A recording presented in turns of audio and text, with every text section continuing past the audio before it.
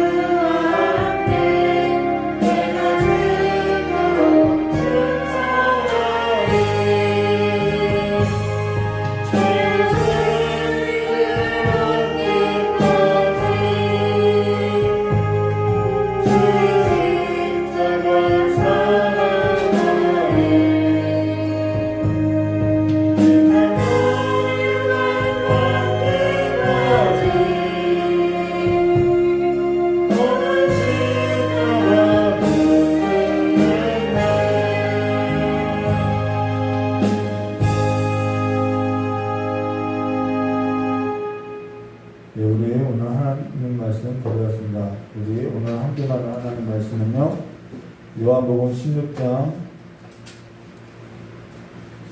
8절에서부터 15절까지 말씀 보도록 하겠습니다.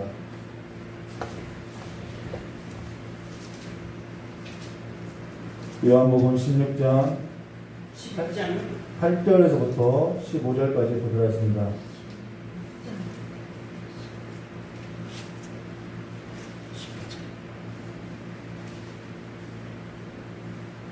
요한복음 16장 페이지 수로는 175페이지입니다. 저희가 계속해서 요한복음을 강의하고 있죠. 요한복음 16장 지난주까지 15장 보았고요. 오늘 16장 8절부터 15절입니다. 8절부터 15절까지 우리 한 목소리로 합도가 들어가 있습니다. 그가 와서 죄에 대하여 의에 대하여 심판에 대하여 세상을 책망하시리라. 죄에 대하여 함은 그들이 나를 믿지 아니하며 의에 대하여 함은 내가 아버지께로 가니 너희가 다시 나를 보지 못하며 심판에 대하여 함은 이 세상 임금이 심판을 받았습니다. 내가 아직도 너에게 이를 것이 많으나 지금은 너희가 감당하지 못하리라. 그러나 진리의 성령이 오시면 그가 너희를 모든 진리 가운데로 인도하시니 그가 스스로 말하지 않고 오직 들은 것을 말하며 장래 일을 너에게 알리시리라. 그가 내 영광을 나타내리니 내 것을 가지고 너에게 알리시겠으며 무릇 아버지께 있는 것은 다 내 것이라. 그러므로 내가 말하기를 그가 내 것을 가지고 너에게 알리시라 했느니라. 아멘. 우리 잠깐 기도하도록 하겠습니다.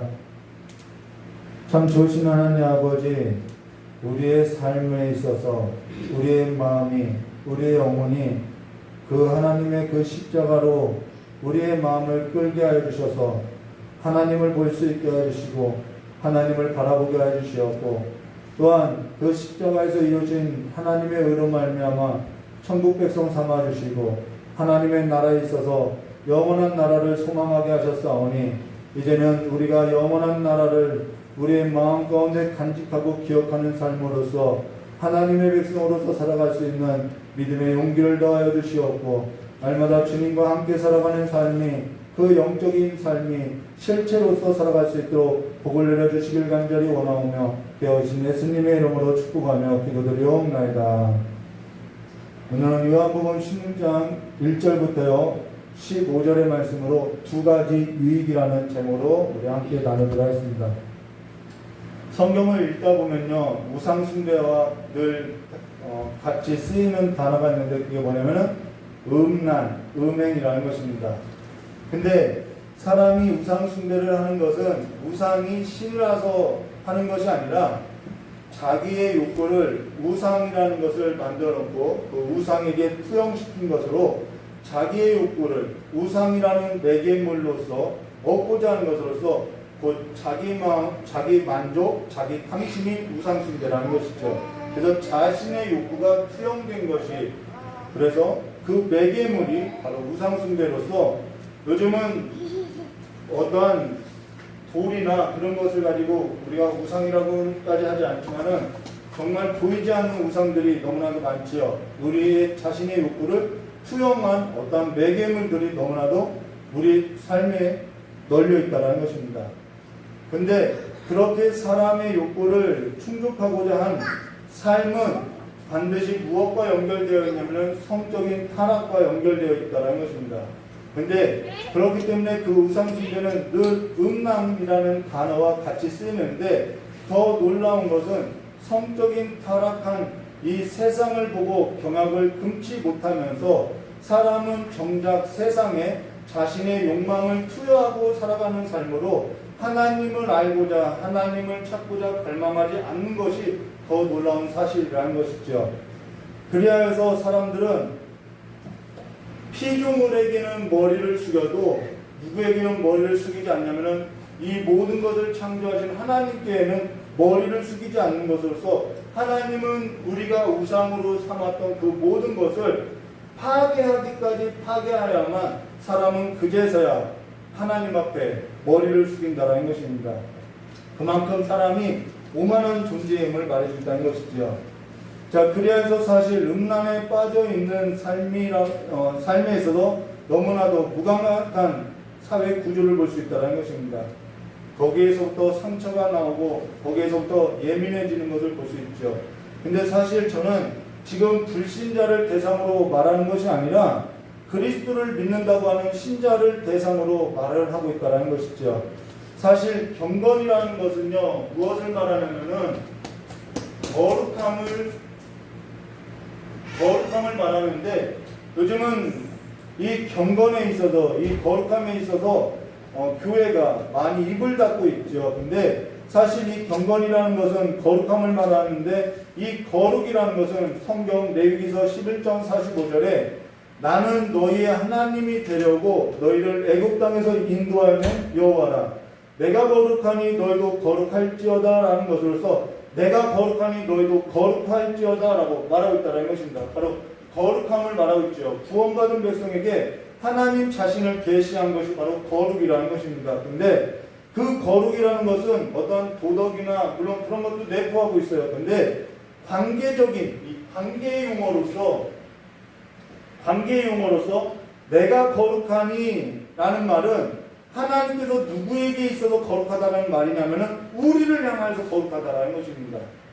내가 거룩하다라는 말은 하나님 그분 자신도 거룩하다라는 말이지만은 이 말은 관계 용어이기 때문에 하나님이 누구를 향해서 누구에게 거룩하다는 말이냐면은 우리에게 있어서 거룩하다라는 말이죠. 그렇다면은 너희도 거룩할지어다라는 말은 하나님에게 있어서 뭐하라는 거냐면은 너희도 거룩하라라고 말을 하고 있다는 것입니다. 그것이 거룩이라고 하는 거예요. 우리가 하나님에게 있어서 거룩한 것은 하나님을 바라고 하나님과 실제적인 삶을 사는 것으로서 막연하게 하나님에 관한 지식을 갖고 이성적인 지식을 가지고 사는 것이 아니라 하나님의 본체이신 그리스도와 바로 예수 그리스도와 완전한 연합을 이루어서 살아가는 것이 거룩이라는 거예요. 그래서 하나님에 있어서 막연한 지식을 갖고 사는 것이 아니라 하나님의 본체이신 그리스도와 완전한 연합을 이루는 삶으로 영적인 연합을 말하고 그것은 영적인 연합은 실체적인 삶으로 나타나게 되어 있다는 것입니다. 지금 우리가 세상에 속한 것이 아니라 그리스도께 속하였다고 하는 것은 그리스도와 우리의 삶이 완전한 연합이 이루어졌다는 것을 말하고 그 연합이 이루어진 삶은 우리에게 있어서 실제적인 삶임을 말해줄 있다는 것이죠. 이것을 가지고 우리는 영적인 삶이라고 말하고 있다는 것입니다. 그래서 우리의 삶은 앞서서 요한복음 15장 18절과 19절의 말씀에서 보았던 것처럼 세상이 너희를 미워하면 너희보다 먼저 나를 미워하는 줄 알라. 왜요? 우리가 그리스도와 연합된 삶이기 때문이죠. 그리스도께 속한 삶이기 때문이죠. 그래서 너희가 세상에 속하였으면 세상이 자기의 것을 사랑할 것이나 너희는 세상에 속한 자가 아니요 도리어 내가 너희를 세상에서 택하였기 때문에 세상이 너희를 미워하느니라 라는 말로써 세상이 우리에 있어서 미워할 것을 말해주고 있다는 것입니다. 그렇다면 내가 세상에 속하여 세상을 사랑할 땐 이 세상을 사랑할 때에는 두 가지 삶이 가져오게 되는데요. 내가 세상에 속하여서 세상을 사랑할 때는 두 가지 삶이 있는 것으로서 하나는 하나님께서 택하신 자라고 한다면 하나님께서는 그 삶에 있어서 끊임없이 간섭한다는 거예요. 왜요? 내가 너에게 거룩하니 너희도 나에게 거룩할지라 이 말의 인도를 따라서 하나님은 우리의 삶에 있어서 끊임없이 간섭에 들어온다는 것이죠. 그래서 우리의 삶이 때로는 피곤할 수 있다는 것입니다. 근데 다른 하나의 삶은 하나님께서 택하지 아니하는 자라고 하면 그가 세상에 속하여서 세상과 연합하여서 살아도 그 삶은 하나님이 간섭하지 않는다는 것입니다. 그것을 뭐라 하면 선택과 유기라고 말하고 있다는 것이죠. 신학적으로서요. 그래서 그것에 있어서 호세아 선지서를 보면은 하나님과 연합된 삶에 있어서 하나님은 그 이스라엘 백성에게 있어서 나는 내 남편이라고 하면서 그들을 끊임없이 돈을 주고 사오는 것을 보여주고 있다는 것입니다. 포기할 수 없는 것이죠. 사실 우리가 두려워해야 할 것은 뭐냐면요. 하나님께서 내 삶에 왜 이렇게 간섭을 하는가가 두려워해야 하는 것이 아니라 내 삶에 있어서 간섭하는 것이 아니라 내가 세상에 속하여 있어도 하나님께서 내 삶에 있어서 간섭하지 않고 내버려 둔 것을 두려워해야 하고 결국 하나님은 자신의 핏값으로 산 자기 백성을 버리지 않고 간섭에 들어온다는 거예요. 그렇기 때문에 내 삶에 간섭이 없는 것이 오히려 더 두려운 일이라는 것이죠. 그로 인해서 그가 택한 자는 내가 거룩하니 너희도 거룩할지어다 라고 한 이 실제적인 삶으로 그가 인도하시는 것으로서 우리에게 끊임없이 간섭에 들어오시고 그리스도와 완전한 연합을 이루는 삶의 결과로서 그분과 완전하게 실제적으로 살게 하신다라는 것입니다. 그래서 막연하게 그냥 하나님에 대하여서 내가 이성적인 지식을 갖고 살아가는 것을 가리켜서 믿음이라고 말하지 않는다라는 거예요. 그로 인해서 그가 택한 자는 내가 거룩하니 너희도 거룩할지어다 라고 한 삶에 있어서 그가 인도하시고 간섭한 것으로서 그리스도와 연합한 삶의 결과가 실제임을 발휘하고 있다는 것이죠. 지금 우리가 예수를 믿는 것은요, 예수 하나님에 대한 이성적인 지식을 가지고 세상의 것에 있어서 끊어내지 아니하고 살아가는 삶이 아니라 반드시 하나님께서 그리스도와 완전한 연합을 이루기 위해서 간섭하신 것으로서 끊어내게 하신다라는 것이죠. 그래서 어떤 사람이 그가 거룩하다고 하며 경건하다고 할 수 있겠냐는 거죠. 내가 하나님에 대한 이성적인 지식만을 가지고 세상의 것을 끊어내지 아니하고 끊어내지도 아니한 삶을 살아가고 있다면 어떤 사람이 그의 삶을 보고 그가 거룩하다고 하며 경건하다고 말을 하겠냐는 거예요. 그럴 수 없다는 것입니다.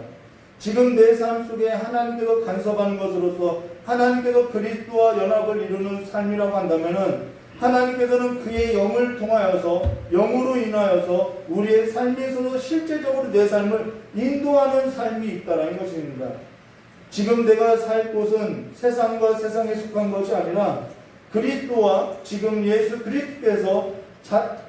그리스도께서는 자신에게 속한 자기 백성, 자기 제자들에게 지금 무언가를 말하고 있는데요. 그것이 바로 요한복음 16장이라는 것이죠.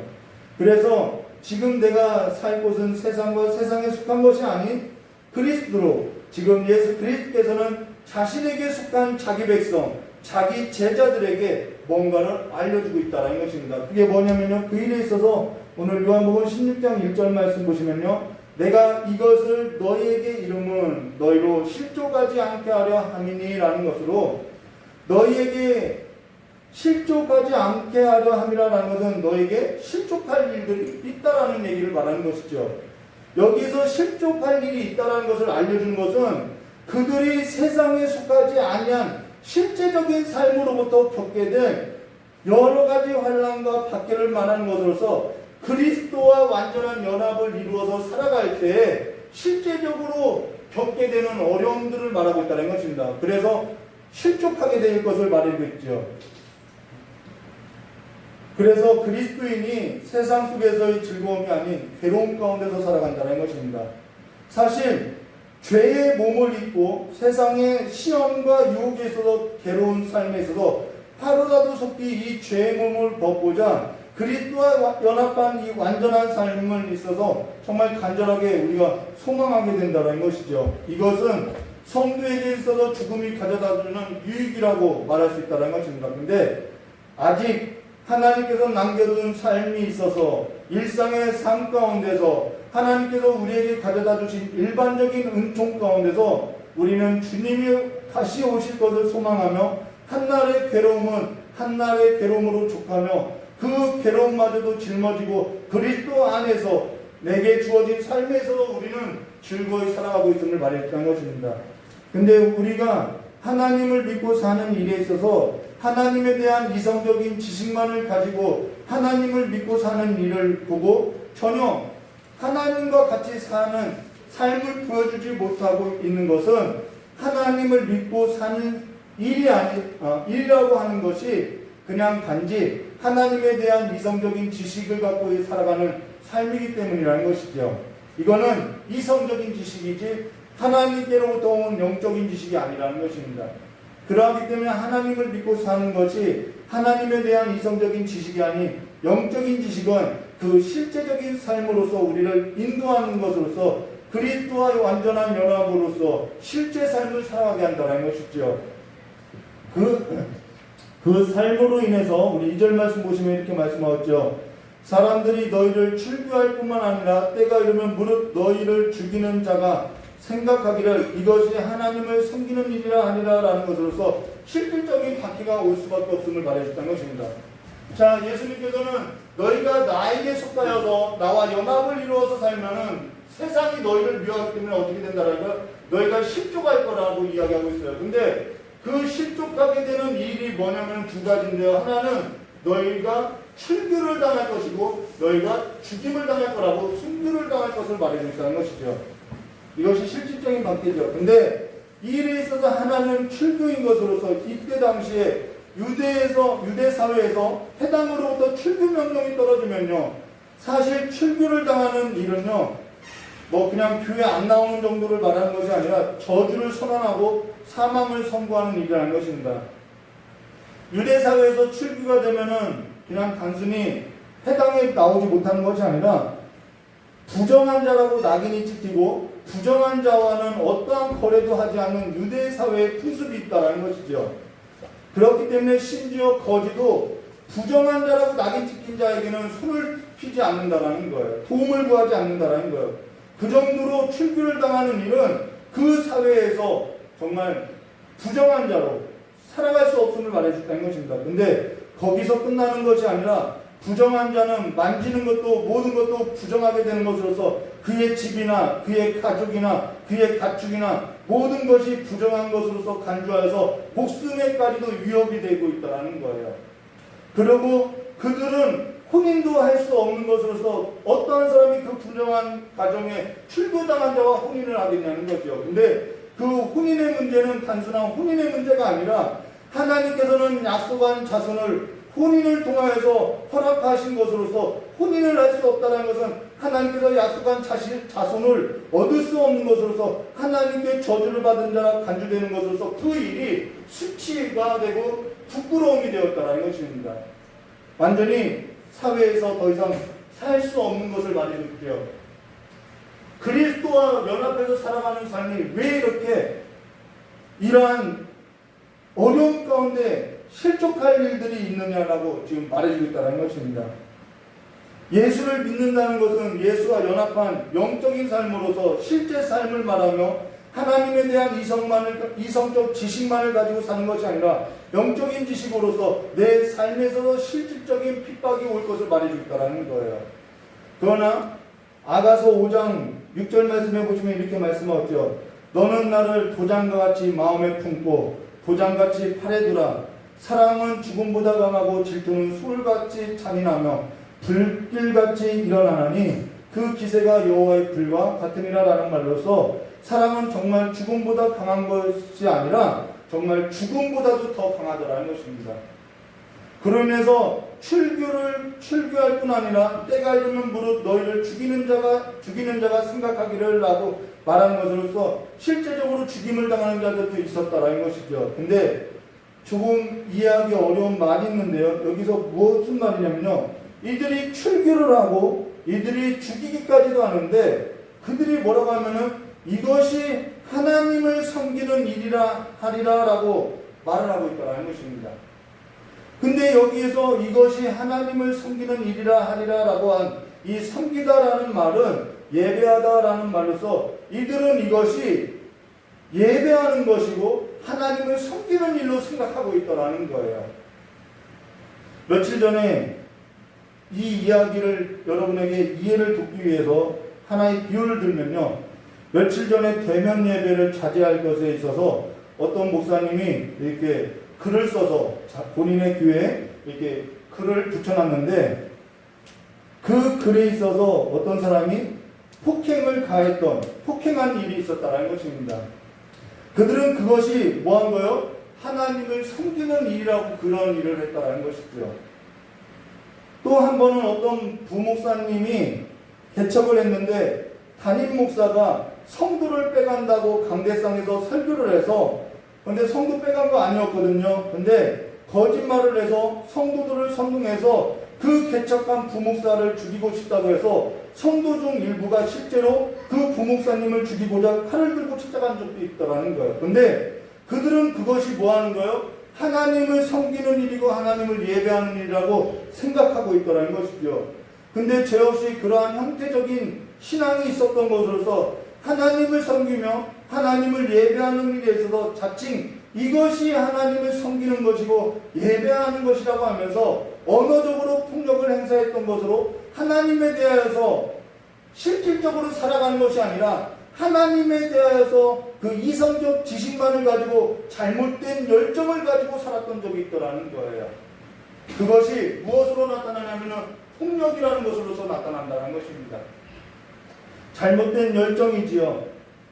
근데 그 잘못된 열정이 무엇으로부터 나오게 되냐면은 이 열정이요. 저는 열정이 없어야 한다는 말이 아니라 열정은 있어야 돼요. 근데 올바른 열정이 되어야 하는데 이 잘못된 열정이 어디서부터 나오냐면은 영적인 지식이 없는 영적인 무지에서 나온다라는 거예요. 이 말이 뭐냐면요. 잘못된 열정은 어디서 나오냐면 영적인 무지에서 온 것으로서 사실상 이들이 처음부터 잘못된 열정으로서 시작했느냐? 그렇지 않아요. 처음에는요. 하나님께 대한 순수한 마음으로서 순수한 열정을 가지고 시작했던 일인데 그것이 하나님에 대한 지나친 그 지식으로 인해서 그것이 지나친 열정이 되고선 과도한 폭력을 낳고 있더라는 것입니다. 근데 사실 잘못된 열정은 그것이 하나님을 섬기는 것이 아니라 뭐에서 그러냐면 하나님을 모르기 때문에 그러한 일을 하더라는 것입니다. 그것이 영적인 무지라는 것이죠. 그로 인해서 그들의 삶을 보면은 일상의 삶을 무너뜨리고 과도한 열정을 가지고 하나님을 섬긴다 하며 자신들만의 신앙을 형성하고 자신들만의 신앙의 형태를 고집하며 자신과 다른 사람들에게 있어서는 무엇을 행하면 폭력이 나타난다는 거예요. 이 폭력은 하나님께로부터 온 것이 아니라는 것입니다. 사실 영성이라는 말을 요즘은 많이 쓰는데요. 이 영성이라는 말은 카톨릭에서 쓴 것으로서 이들이 순수한 마음에서 처음에는 하나님을 찾는 일에 있어서 시작했는데 이 하나님을 찾는 일에 있어서 자기 만족이 되고 자기 감정이 되고 자기 이성이 있어서 충족하는 일이 되어서 이것이 뭐가 되냐면은 신비주의가 되고 열광주의가 됐다는 거예요.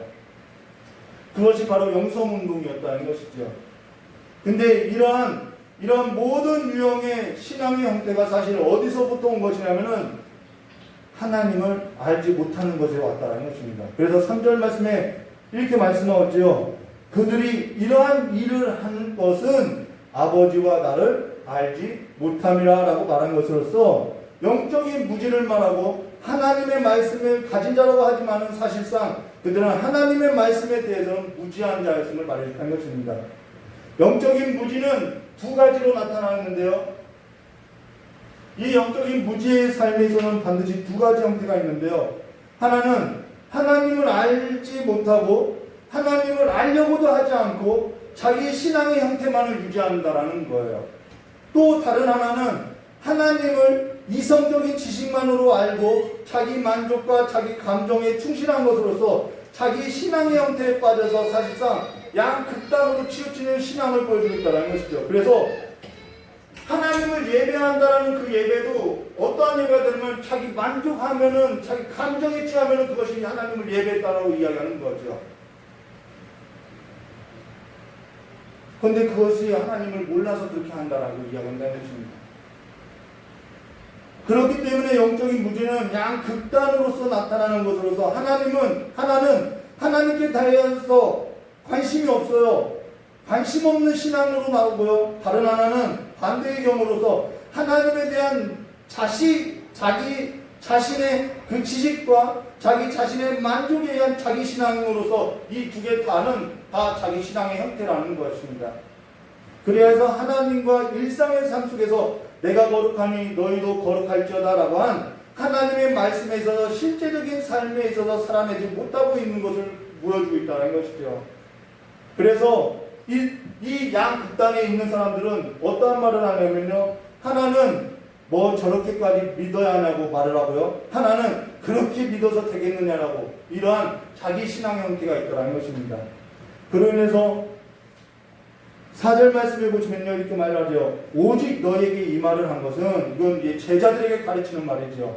오직 너에게 이 말을 할 것은 너희로 그때를 당하면 내가 너에게 말한 것을 기억나게 하려 함이요 처음부터 이 말을 하지 않는 것은 내가 너희와 함께 있었음이라 라는 말에서 두 가지를 말하는데, 하나는 내가 너희와 함께 있었음이라 라는 것과 또 하나는 내가 너희에게 말한 이것을 기억나게 하려 함이라 라는 말로서 기억하게 하려 하고 있다는 것입니다.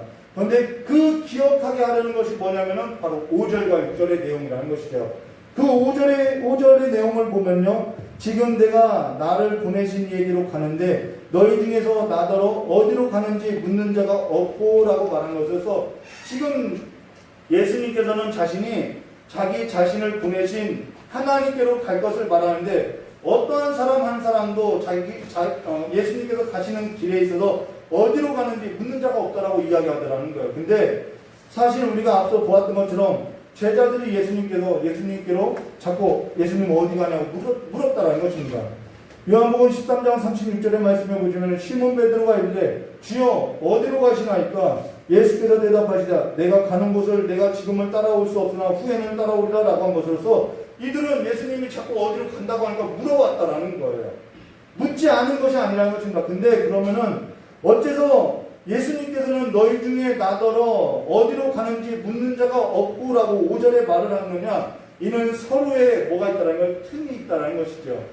예수님께서는 자신을 보내신 이의 뜻을 행하는 삶의 길을 목적 진술하고 있는데, 제자들은 계속해서 장소를 묻고 있다는 것입니다. 예수님은 본인이 가야 한 그 하나님의 뜻에 관한 그 삶의 길을 말하는데, 제자들은 어디로 갑니까? 장소를 묻고 있다는 거예요. 이게 바로 예수님의 삶과 제자들의 삶에 있어서 갭이 있음을 말해줬다는 것입니다.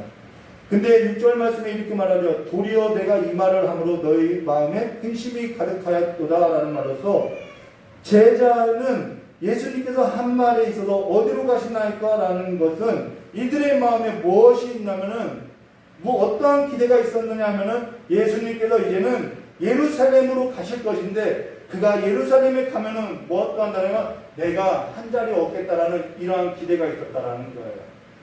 그렇기 때문에 예수님의 가고자 하는 그 길과 제자들이 바라보고 있는 그 길은 달랐다라는 것입니다. 기대의 길이 달랐다라는 것이죠. 어제 수요 예배에 있어서 언어에 관해서 이야기했는데요. 사실 우리의 언어에 있어서 누가 우리의 언어를 붙들고 있느냐라는 것입니다. 그렇다면 우리의 삶에서도 누가 우리의 삶을 붙들고 있냐는 거예요. 우리가 한 근심에 있어서도 내 삶을 붙들고 있는 이로 말미암아 근심된 것이라고 하면 그 근심은 생명에 이르는 근심임을 말해준다는 것입니다. 그렇기 때문에 삶에서 가장 중요한 것은요, 누가 우리를 붙들어주고 있느냐는 것이 중요하다는 것입니다. 그러면은 이들의 근심은 예수와 달리 자신들의 만족과 기대에 붙들린 것으로서 예수께서 가시고자 하는 그 삶의 목적 진술이 아니라, 이들이 묻고 있는 것은 그 장소를 묻고 있는 것으로서 예수님과 틈이 있고 예수님과의 그 관계에 있어서는 벌어져 있음을 말해주겠다는 것이죠. 이 틈을, 이 단절된 것을 연결시키고자 7절 말씀에 이렇게 말하는 거죠. 그러나 내가 너에게 실상을 말하노니 내가 떠나는 것이 너에게 유익이라. 내가 떠나지 않으면 보혜사가 너에게 오시지 아니할 것이라. 가면 내가 그를 너에게 보내리라 라는 말에서 실상을 말하는데, 이 틈을 누가 메꿔주냐면 성령께서 메꿔주신다는 것입니다. 성령께서 우리에게 모든 진리가로 인도해 주신다는 거예요. 그래서 성령 받아야 한다는 것이죠. 여기에서 실상을 말하는, 실상이라는 말은 이거 신천지에서 많이 쓰는 말인데요. 좋은 건 다 갖다 쓰는 것 같아요. 근데 이 실상이라는 말은 지금까지 말하고자 했던 것에 있어서 이제는 본론적으로 말한다, 이런 뜻이죠. 그래서 그 본론이 뭐냐? 너희에게 유익이라는 말에서 유익을 말하고 있다는 것입니다. 오늘 설교 제목이 두 가지 유익이죠. 너희에게 유익이라고 한 이 유익은 두 가지로, 하나는 예수께서 십자가에서 죽으실 것으로서 얻게 될 유익임을 말해주겠다는 것이죠. 또 하나는 성령을 보내주실 유익을 말하고 있다는 것입니다. 이것이 두 가지 유익이라는 거예요. 그러나 예수님께서 보내실 성령에 있어서 우리의 이성적 지식의 한계로서 이 성령에 관해서도 너무나도 왜곡하고 편협하게 이해하는 것으로서 성령 충만함에 있어서도 자기 만족과 자기 감정과 은사로만 제한하여서 성령의 충만함을 이해하고 자기의 신앙의 틀에 넣고 이상한 일들을 벌이고 있다는 거예요. 성령 충만한 것이 마치 자기 감정에 있어서 충실하게 하는 것이 성령의 충만함으로 이해하고요. 성령의 충만함을 방언을 하고 은사를 행하는 것으로만 이해하더라는 것입니다. 성령 받으면 은사가 나타날 수 있어요. 그걸 부인하는 것이 아니라 성령 충만한 것을 자기 만족과 자기 감정과 은사로만 제한하여서 성령의 충만함을 자기 신앙의 틀로서 제한하여서 뭐하는 거예요? 이상한 일을 하고 그렇지 못한 자에게 있어서 저가 성령에 충만하지 않다고 폭력을 행사하더라는 것이죠. 이것은 성령을 뭐하는 거예요? 모르고 있다라는 말이라는 것입니다. 그리고 막 성령 춤이라고 하고 성령의 희락이라고 하고 성령의 직접적인 계시라고 하면서 자기만의 잘못된 신앙의 논리를 가지고 세상에 속한 삶에서 그릇된 해석을 하는 것으로서 모든 것에 있어서 잘못된 해석적 삶을 그들의 삶 가운데 나타나고 있다는 거예요. 그러나 반대의 경우도 있죠. 주께서 보내실 성령이 있다고 하는데 전혀 거기에 관심도 두지 않고 알려고도 하지 않고 살아가는 또 성도들도 있더라는 것입니다. 이것이 장로교 성도들의 특징인 것이죠.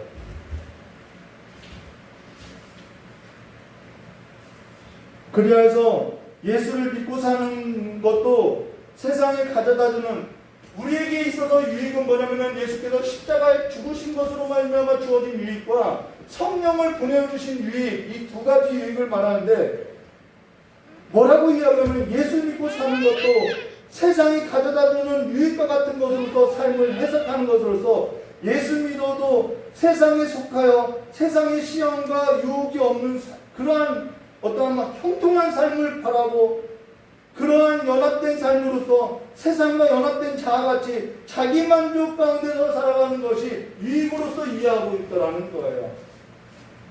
그러한 잘못된 열정도 잘못된 자기 만족 가운데서 사는 그러한 신앙의 형태들이 있음을 말해줬다는 것입니다. 그러나 예수께서 보내신 성령은 성경에서 말한 바와 같이 어떠한 역할을 하냐면 오늘 성경 말하죠. 늘 함께 하시는 성령이라는 거예요. 보혜사 성령 하나님께서 우리의 삶에 있어서 직접적으로 간섭해 들어오는 것으로서 우리의 삶에 어떠한 유익을 가져다 주시냐면 모든 진리 가운데로 인도하시는 것으로서 그 모든 진리는 바로 예수 그리스도를 말하는 것으로 그 예수 그리스도와 실제적으로 살아가는 삶으로서 우리를 인도한다는 것이죠. 그래서 내 매일의 삶이 예수와 함께 살아가는 삶이 된다는 거예요. 이것이 성령께서 하시는 일이라는 것입니다. 그런데 그 성령께서 창피하게 막 앞에서 부르게 하고 막 그러겠냐는 거예요. 물론 회개 때의 그러한 일들이 일어날 수는 있죠. 우리 성경 속에 이 비슷한 인물이 있는데요. 성경 속에 그러한 인물을 소개한 것으로서 다니엘을 보면요.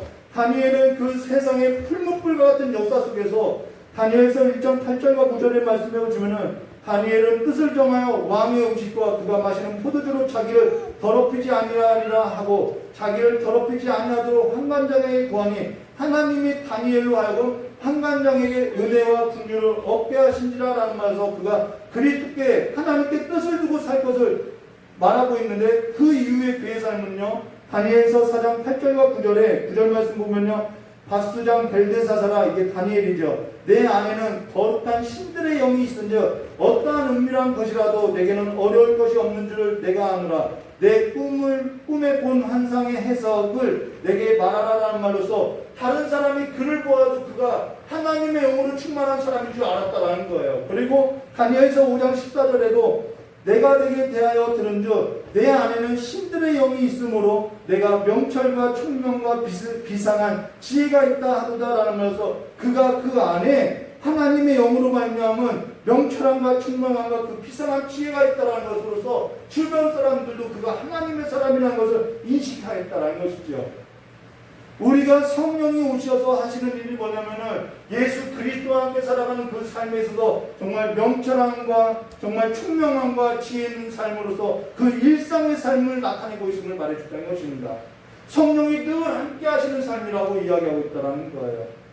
근데 성령이 오셔서 하시는 일이라는 것은 오늘 요한복음으로 돌아와서요. 요한복음 8장에 그가 와서 죄에 대하여 의에 대하여 심판에 대하여 세상을 책망하시라라고 한 것으로서 여기서 책망이라고 말한 것은 법정에서 진위를 따져서 최종적인 판결을 한 것으로서 법정에서 최종적인 판결에 있어서 부끄럽게 하고 수치를 당하게 한다는 말이라는 것입니다.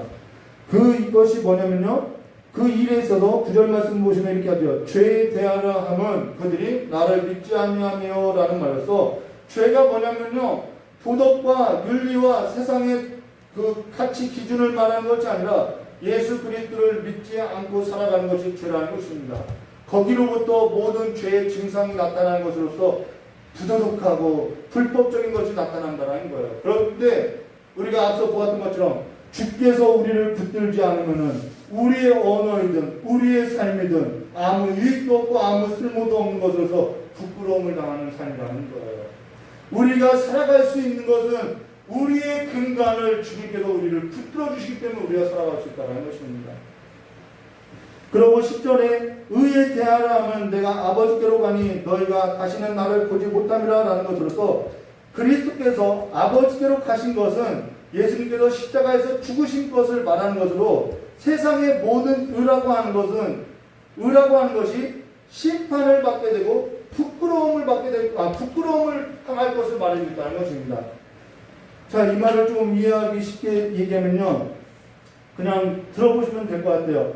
자, 여기에서 말하는 의라는 것은 예수를 보지 못하게 된 것이 의라고 하는 것으로서 그로 인해서 예수는 세상의 모든 의라고 하는 것들에 있어서 죽임을 당하게 된 것으로서 지금 세상에서 말하는 세상의 모든 의라고 하는 그 모든 의로 인해서 누가 죽게 되냐면 예수님께서 죽으셨다라는 거예요. 그래서 율법에 의해서 예수가 죽게 된 것으로서 그렇게 예수는 세상의 모든 의라고 하는 그 자신들의 그 신앙으로서 이 율법사들도 그렇죠. 서기관들도 그렇죠. 이들도 하나님을 사랑한다고 하나님을 섬긴다고 하면서 누구를 죽이냐면 예수를 죽인 것처럼 그러한 세상의 모든 의로 말미암아 예수께서 죽임을 당하심을 말해주는 것입니다. 그렇기 때문에 하나님의 의는 뭐밖에 없냐면 십자가밖에 없다라는 것을 말해주는 거예요. 이것이 하나님을 섬기며 하나님을 예배하는 일이라고 말하지만 실상 하나님의 의가 아닌 세상에 속한 세상의 의를 가지고 사는 것으로서 그날에는 부끄러움을 입게 될 것을 말해주는 것입니다. 그로 인해서 내가 예수를 믿었더니 세상에서 성공하게 되었다라고 말하는 것이나 세상이 말하는 세상의 모든 의를 가지고 자기 만족에 빠져서 신을 만들어 놓은 것 같이 섬기는 것처럼 우상 숭배하며 하나님 보시기에 가증하면서도 하나님을 섬기고 있다고 하는 그 모든 일은 그 세상의 모든 일은 부끄러움을 당하게 될 것임을 말했던 것입니다. 그러한 신앙의 형태로 세상의 모든 일로 인해서 예수께서는 십자가에서 죽게 된 것으로서 우리에게 있어서의 의라는 것은 십자가 외에 없으며 십자가에 붙들려 사는 것만이 하나님께서 보시는 의이며 십자가에 붙들려 살지 아니하면 그날의 그 최종의 심판의 날에 있어서 세상의 모든 의로 말미암아 그와 함께 부끄러움을 입게 될 것을 말해주고 있는 거예요. 우리가 십자가 앞에서 무엇을 자랑할 수 있겠냐는 거죠. 내가 은사를 자랑해도 십자가 앞에서는 아무것도 아니라는 것입니다. 예수께서 우리에게 준 유익이라는 것은 십자가이며 십자가에 붙들린 삶을 말하는 것으로서 십자가에 붙들려 살지 아니하는 모든 것은 사실상 아무런 유익이 없는 것으로서 내가 거룩하니 너희도 거룩할지어다 라고 한 것은 실제적으로 인도함을 받는 삶으로서 내 삶의 의라는 것은 내 도덕의 가치나 내 잘난 이성의 지식이나 내가 말한 성령의 충만함이나 내 능력과 내 은사가 아니라 십자가 외에는 없고 오직 그리스도 한 분밖에 없는 것으로서 그 주님을 볼 때 우리는 부끄러움과 수치를 씻음받을 수 있음을 말해줄까는 것입니다. 그래서 누구든지 그리스도의 이름을 부르는 자는 부끄러움을 당하지 않을 것을 말해주겠다는 것이죠. 그 십자가는 11절에 이렇게 말하고 있죠. 심판에 대하여 함은 이 세상 임금이 심판을 받았습니다 라는 말로서 이 세상의 임금은 심판받았고 또 이 세상의 모든 의에 있어서 심판할 것을 말해줬다는 것입니다. 그래서 성령은 13절에 이렇게 말씀하고 있죠. 그러나 진리의 성령이 오시면은 그가 너희를 모든 진리 가운데로 인도하시리니 그가 스스로 말하지 않고 오직 들은 것을 말하며 장래의 일을 너에게 알리시리라 라고 한 것으로서 사실 성령은 실제적으로 우리의 삶에서 모든 진리 가운데로 인도했으며 또한 장래의 일을 알리셔주셨다는 것입니다. 또 14절과 15절의 말씀에 그가 내 영광을 나타내는 누구의 영광이요? 우리의 영광을 나타내는 것이 아니라 성령께서는 그리스도의 영광을 나타내는 것으로서 그가 내 영광을 나타내니 내 것을 가지고 너에게 알리시겠습니다. 무릇 아버지께 있는 것은 다 내 것이라. 그러므로 내가 말하기를 그가 내 것을 가지고 너에게 알리시라 하였노라라는 말에서 아버지와 아들에 있어서 그 하나님과 그리스도의 영광에 있어서 알릴 것을 말해줬다는 것입니다. 지금 내 삶에 있어서 진리가 뭔지 모르고 있으면 그리스도와 연합된 실제적인 삶에 있어서 이루어지지 아니한다면은 세상의 모든 삶에 있어서 멈추시고 이제는 성경을 들고 성령의 도움을 구하며 진리에 있어서 실제적인 삶의 가르침을 받아 하나님을 아는 일과 아버지와 그리스도의 영광으로 인도함 받을 때까지 기다리며 걸음마부터 또 시작하는 삶의 무게를 짊어지고 걸어나가야 할 것을 말해줬다는 것입니다. 그렇게 걸어온 삶의 무게가 없이 길은 보이지 아니하는 것으로서 지금 걷고 있었던 삶이 좁은 문으로 가는 삶의 무게가 아니라고 하면은 이제는 우리의 삶에 있어서 걸음을 멈추고 성령의 인도하심 속에서 정말 그리스도와 연합한 실제 삶을 내 삶 가운데 경험하는 것으로서 그리스도를 붙들고 그리스도께로 붙잡혀서 하나님을 모르는 자가 아니라 하나님을 아는 자로서 일어서서 걸어나가시기를 한 주의 삶도 그리스도와 함께 살아가는 삶으로 십자가에 붙들려서 살아가시기를 주님의 이름으로 축원합니다. 세상을 두려워하지 마시고 의로우신 재판장이 되신 하나님을 두려워하시는 참된 성도가 되어시기를 주님의 이름으로 다시 한번 축원합니다. 같이 기도하도록 하겠습니다.